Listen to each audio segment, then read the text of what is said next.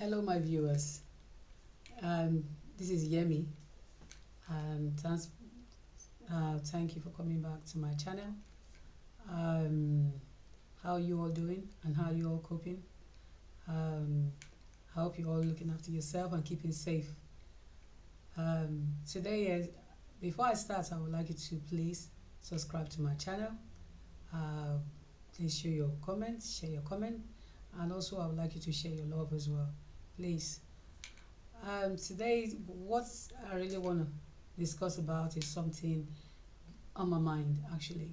Something I really, that's is on my mind, and I've been wanting to talk about it. And what I really want to discuss is about what I use for meditation. I'm a mom of four, and as a mom of four, and I work full-time job. There's a lot. There's a lot of time that is very very difficult, and very. I find it very difficult most of the time. And so sometimes when I'm alone, or maybe the days I'm not working, and my kids are going to school or going to work, and there's some of those days when I just sit down or by myself, and I meditate.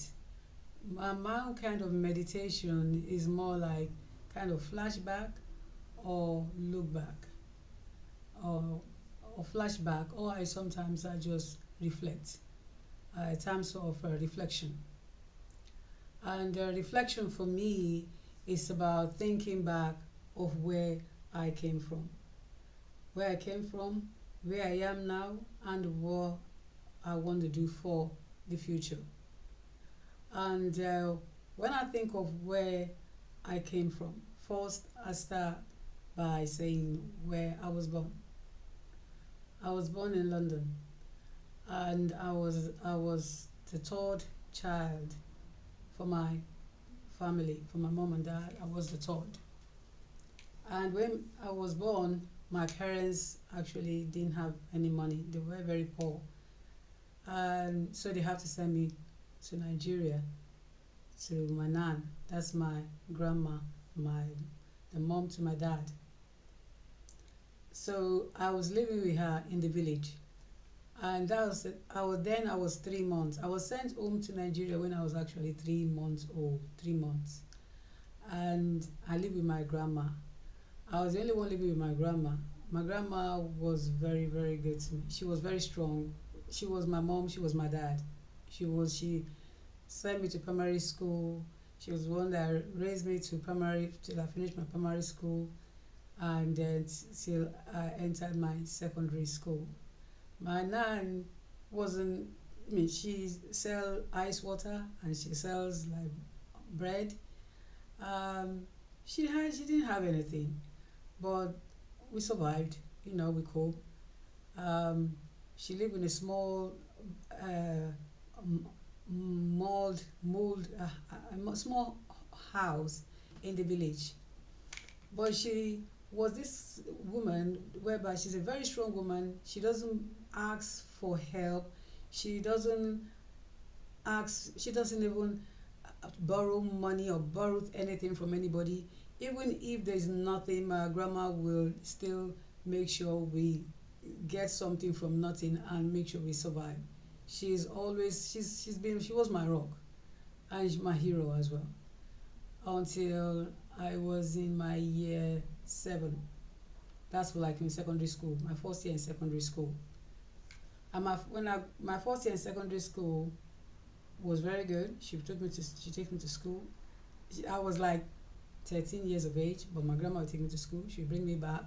She brings things to sell in front of the school gates, so that she can be able to be there when I'm going home, so I don't have to start going home with friends, so that she can bring me home safely. She really was very very protective of me, and I can remember that. Even break time, I come to the school gate to get my lunch, and it was all prepared. And when we were going home, she was asking me how was school, and telling me I shouldn't play with boys, I should be careful of boys, and it's also telling me not to fight. And she taught me how to be a lady. She taught me how to look after myself, how to make sure I am safe and protect myself. I don't fight anybody, don't abuse anybody. Even if I said people pick on me or they bully me, she will say, don't worry about that because you're beautiful. That's why they're bullying you. So don't worry about it. Just ignore them because bullies. She always tell me, because they're weak or they because they're not as good looking as you. That's why they're like that. So don't worry about it. Let it go. So she was my rock, and that really, to be honest, that really made me confident in myself. I remember when I was going to my year, when I was in year 8 in secondary school. That was year 8 in the secondary school in Nigeria. It's more like we call it Form 2. What was year 8 in as to European uh, term. When I was in year 8, my grandma was not really, wasn't feeling well. So at that time, she went to the doctors, and then they discovered she had breast cancer. And at that time, to be honest, at age 13, going 14, I wasn't really.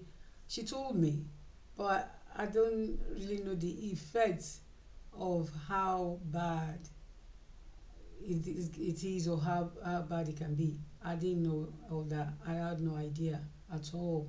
But I wasn't a naughty kid. I was still looking after my nan. I was still like, she was still making sure she goes to the market to sell and to still try and pick me up in school. Sometimes she didn't come to school when she has to be at home, and I get that because I knew she wasn't feeling well.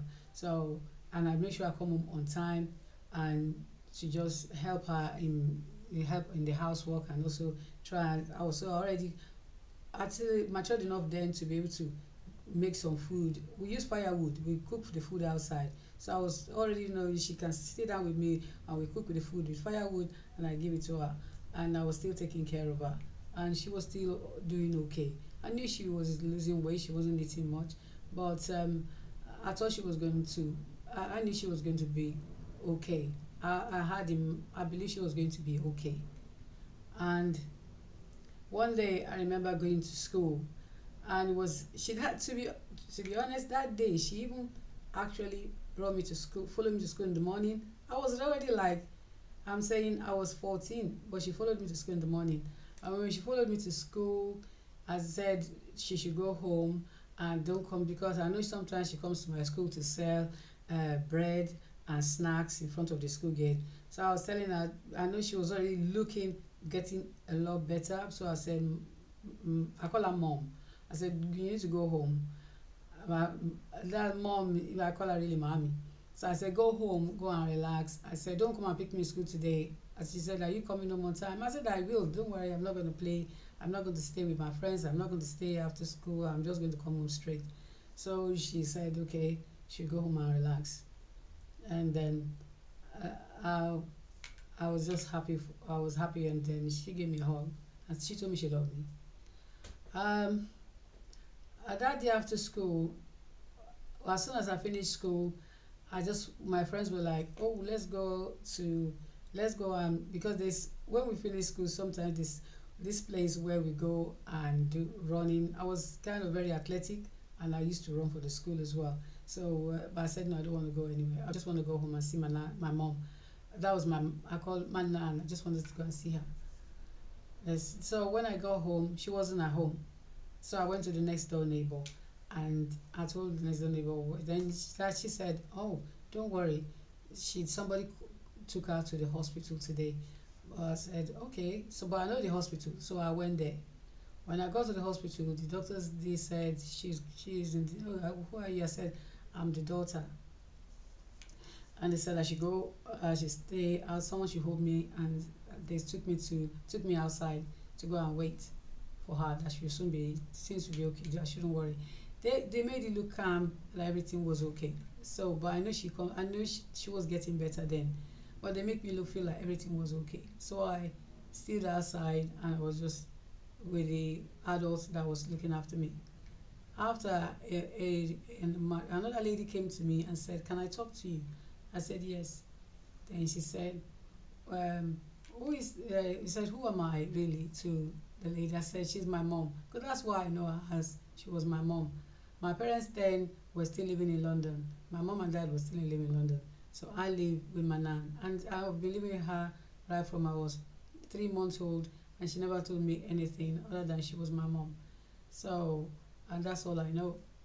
And then when they told me, they said, my mom has passed away. Um, that was how I heard it. They said my nan has passed away. That's she was. I didn't understand the meaning of passed away. I didn't even understand the meaning of death. And to be honest, I've never seen anyone die. Even right from my growing up till I was 14, I never even knew the meaning of death. I didn't even know what that was. So I was just still waiting for her to come out from the hospital, or let me just see her, and let me talk to her when is she, why she's still staying long in the hospital. Because she told me I saw her this morning, and she brought me to school because I told him she brought me to school, and she told me everything was okay. So can I just see her? And they said no. Um, but after that, I think I was taken to a family house. I stayed in the family house, and the next day, I they told me they were going to do the burial, and all that. They didn't want to get me involved. They didn't even get me involved. They buried her at Muslim rates, because at Muslim, when you bury the dead, you bury them that same day they die. So she was buried the same day she died. Um, I didn't really I didn't really know how to mourn. I didn't even know what to do. I didn't even know what to feel. I just lost my sense of feeling, or sense of I was just numb, and I was numb for a very long time. I was numb. I couldn't even talk about it. I couldn't even talk about her really. I couldn't even look at her pictures. Um, to be honest, I couldn't.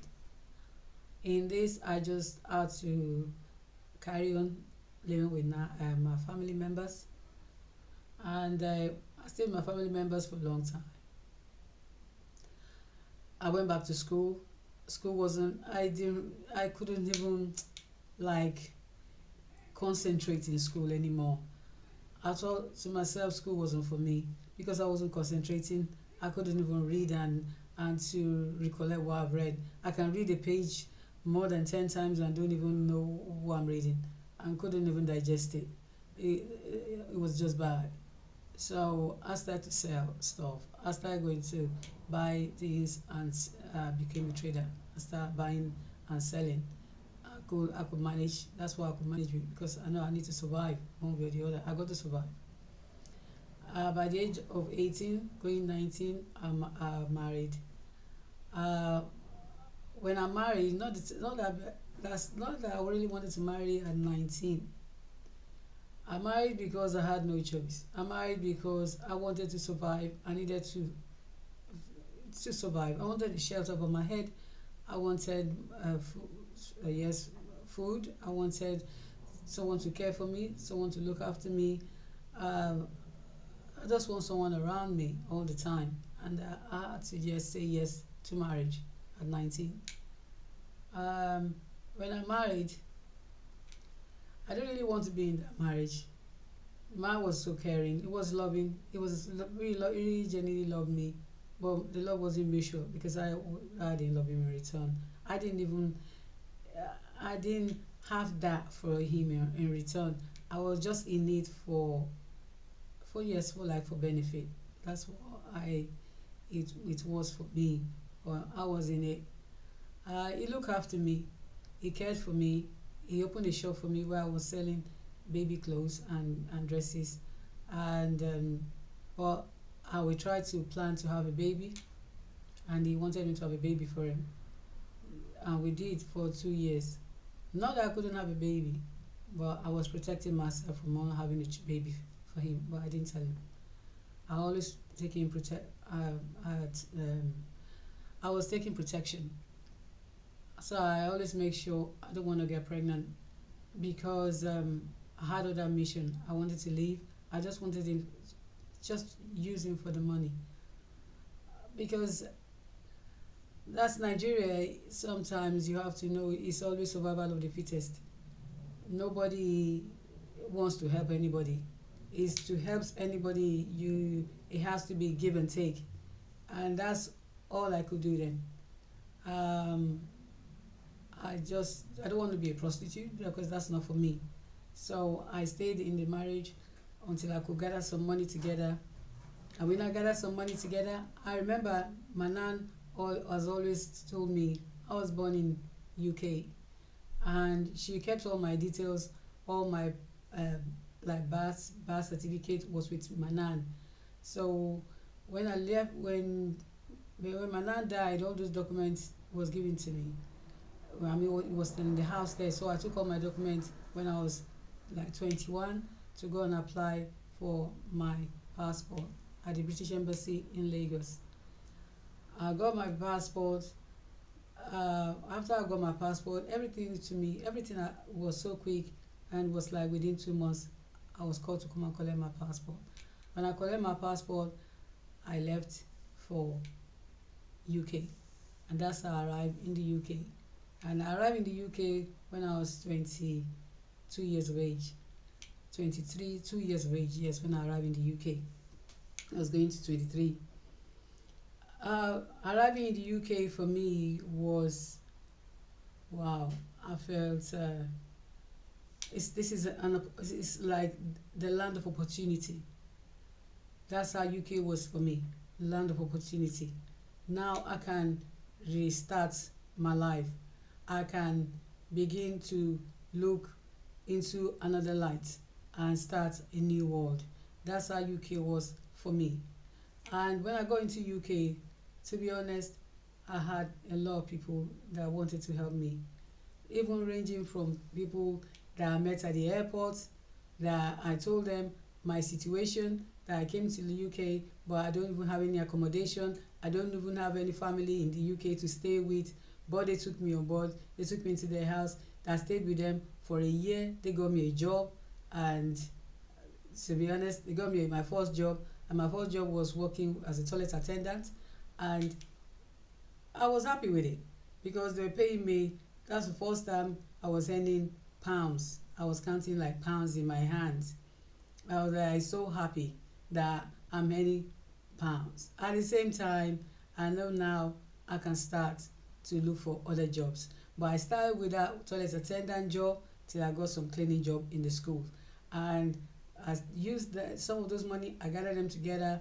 I tried to apply to see if some people were saying, oh, you can do nursing, you can do this. I tried to put myself into nursing school. I did access to nursing, and after that, I work in the hospital, and I start working in the hospitals, and I start making my money. I work as a social worker, work as a health worker, um, support worker, and during that time, I met my own partner, and and when I met him, I wasn't in my head. I've always had the situation where I just keep to myself. I'll put all my energy into working. Because it was working for me every day, because I used to work 3 jobs. Working for me every day before I had children was it was like my coping mechanism. It was where I felt relieved. It was where I could channel my energy into, so I don't have to sit down and worry or get depressed, because I know there's a lot of stuff there in my head that it's not been dealt with really, but I move on. I just move on. I know I got all those baggages in my head, but I still move on, and I start to work. And the more I work and earn money, to be honest, if I felt relief, because at this stage I could buy what I want, not just what was there. When I was back home, I only eat what I see, I only eat what was there. I had no choice. But here I had a choice. I could eat what I want to eat, and I could try food from food of the world, different food of the world. Things I've not eaten before, I ate it here. I was like, wow, thank God for where I am today. It's a meditation. I look back most of the time and I use that to reflect. And that's why I say it's more like, to me, down memory lane. And that memory lane for me has been my where I've used to treat myself. And then having my partner in my life, and from him I've had 4 beautiful kids. And those kids, to be honest, have also helped in the healing process of my life. They've given me that healing process. They've given me that strength. They've given me, they've made me have people, because I was alone. But from that being alone, that one person, that lonely person, now 4 kids came out from me, from my own womb. And those 4 kids are my source of joy.